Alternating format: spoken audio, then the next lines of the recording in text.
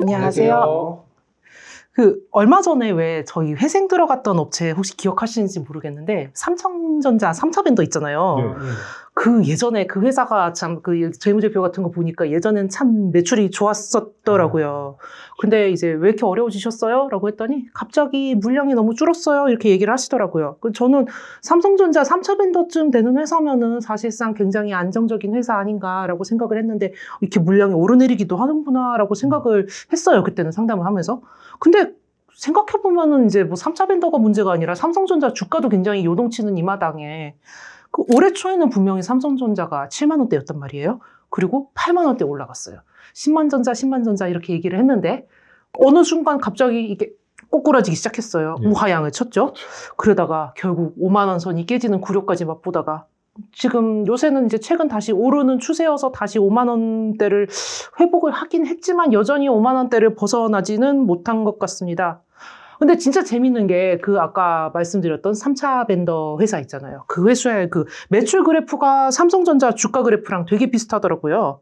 그래서 저희도 그거 보면서 삼성전자 저희가 3차 벤더 회사가 여기 하나뿐만은 아니니까 저희가 자문하는 데가 좀 다른 회사들 걱정이 좀 많이 됐어요. 근데 도대체 삼성전자는 왜 이러는 겁니까? 저는 개인적으로는 그렇게 생각이 돼요. 본질적으로 국장 자체에 대한 리스크가 어마어마하고요, 요즘에. 삼성전자도 예전의 혁신성을 완전히 잃어버렸다라는 생각을 갖고 있습니다. 사실 요즘에 계엄이다, 탄핵이다 이러면서 정말로 혼란스럽잖아요. 그러다 보니까 환율도 언제 1,500원이 넘어가도 이상하지 않을 상황이에요. 그러다 보니까 제가 외국인이라면 사실은 우리나라에 투자할 이유가 없어요. 그냥 투자하고 있으면 그냥 가지고 있어도 계속 손해를 점점 보게 되는 거죠. 그러다 보니까 삼성전자에 대한 매력이 없는 거고, 거기에 더해서 삼성전자가 예전에 혁신성이 있느냐를 보면은 예전에 이건희 선대 회장이 있을 때 이때 당시에 삼성전자에서 핸드폰을 만들고 있었는데 불량률이 10%, 11%가 넘어가다 보니까 이건희 선대 회장이 프랑크푸르트 선언이라는 거를 하면서 불량률이 너무 높다. 가지고 있던 불량 핸드폰들을 모두 모아가지고 다 불태우자라고 해서 사실 품질 경영을 강조하기도 했었고요. 당시에는 정말로 혁신이었죠. 그리고 반도체에 있어서도 마찬가지였는데 1980년대, 90년대 초반, 80년대 말 이때까지만 해도 반도체는 우리나라는 뭐 아무것도 없었고 한 7, 80% 정도의 마켓시어를 전 세계에 이거를 일본에서 가지고 있었어요. 그렇죠. NEC라던가 뭐 후지츠라던가 뭐 이런 회사들에서 히타치 뭐 이런 데에서 다 가지고 있었는데 그때 이제 사실은 일본 회사에서 1메가 DRAM을 주로 생산하고 있었는데 삼성전자는 정말 돈도 없고 사실 뭐 그때 당시에 반도체가 불황이다 어쩌다 그때 당시에도 그런 얘기가 있었을 텐데 기술력도 없을 때에 64메가 DRAM의 투자를 선제적으로 한 거예요. 그거를 또 세계 최초로 90년대 초반에 해냈고요. 그러다 보니까 확 따라잡을 수 있게 됐죠. 근데 요즘에 삼성전자를 보시면 과연 그때 당시에 혁신이 있나 모르겠습니다.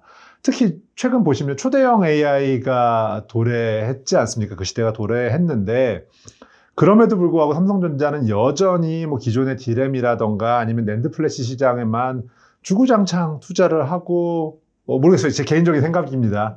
뭐 삼성전자 주주분들은 또 그렇게 생각 안 하실 수 있는데 저는 너무 예전에 거기에만 몰두하고 있는 게 아닌가. 그러면서 정말 SK 하이닉스나 이런 데 뒤처진 게 아닌가 그런 생각이 들고 있습니다. 언제적 삼성전자냐 뭐 예, 그런 의견이신 것 같아요. 예. 근데 저 같은 경우는 조금 다르게 생각이 되는 부분이 혁신성 어떻게 보면 이건희 선대회장 있을 때보다 혁신성이 떨어진 거는 모두 다 공감하고 있는 부분일 것 같아요. 그럼에도 불구하고 올해 초까지만 해도 주식만 놓고 봤을 땐 괜찮았거든요. 그럼 결국 주식이 떨어진 이유가 뭐냐라고 생각을 하면 대외적으로 우리나라, 그러니까 대한민국 경제에 대한 불확실성이 증대된 부분, 그건 하나가 있을 거고요. 근데 이 부분은 삼성전자가 어떻게 할 수 있는 부분은 아닌 것 같고요. 나라가 잘 돼야만 해결이 되는 부분이고, 두 번째로는 결국은 엔비디아 문제인 것 같은데, SK 하이닉스 같은 경우는 엔비디아와 뭐 협업 관계다, 뭐 매출이 일어나기로 했다라는 약속들 때문에 확 올랐거든요. 반면에 엔비디아와 어떤 커넥션이 없다라는 게 어느 정도 드러난 삼성전자 같은 경우는 그 뉴스가 나오자마자 이제 주가가 하락하기 시작을 했고 끝은 모르게 좀 떨어지고 있는 상황이었던 거죠. 그러다 보면 엔비디아 문제가 어떻게 보면 해결이 된다면 삼성이 엔비디아와 다시 협업해서 HBM3든가 뭔가 이런 걸 납품을 한다라는 얘기만 나오게 되면 지금 떨어지고 있는 삼성전자의 주가는 어느 정도 방어가 되고 반등할 수 있는 계기가 좀 마련될 수 있지 않을까 싶은 생각은 있습니다. 한 변호사님은 이제 삼성전자 주가 요동의 원인을 내부에서 찾으셨고, 윤 변호사님은 이제 약간 외부적인 요인이 더 크지 않나라고 생각을 하시는 것 같아요. 그럼 이제 향후 전망에 대해서도 두 분 의견이 좀 갈리실 것 같은데 어떠실까요? 저는 사실 삼성전자가 근본적으로 성장을 하기 위해서는 HBM4가 이제 개발이 되고 있고, 제가 알기에는 그 엔비디아에서도 좀 그 시기를 앞당긴다라고 알고 있습니다.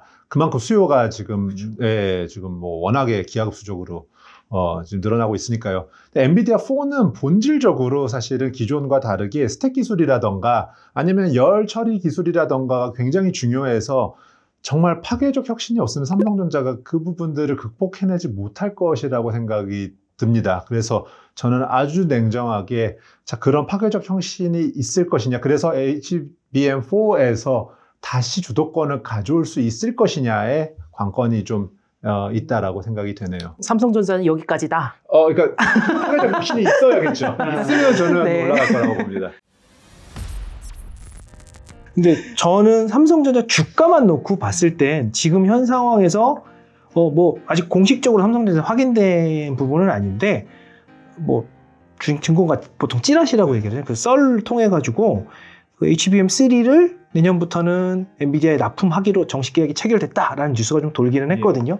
그래서 만약에 그게 가시화되는 뉴스가 진짜 나오고 공식적으로 발표가 된다라고 하면 한 번의 반등은 최소한 있을 거라고 봅니다. 그럼 지금 어떻게 보면 박스권에 갇혀 있는 상황인데 그걸 한번 탈피할 수 있을 것 같고요. 그리고 향후에 아까 한 변호사님 말씀하신 것처럼 HBM4까지 어느 정도 나타나느냐는 뭐 나중 문제인 것 같고, 이렇게 반등의 계기를 마련한 상태에서 혁신하는 모습들을 좀 보여준다라고 하면 결국은 주식은 기대감이거든요. 기대감이 어느 정도 충족이 됐을 땐 조금 더 상승할 여력이 있지 않을까, 이런 생각이 있습니다.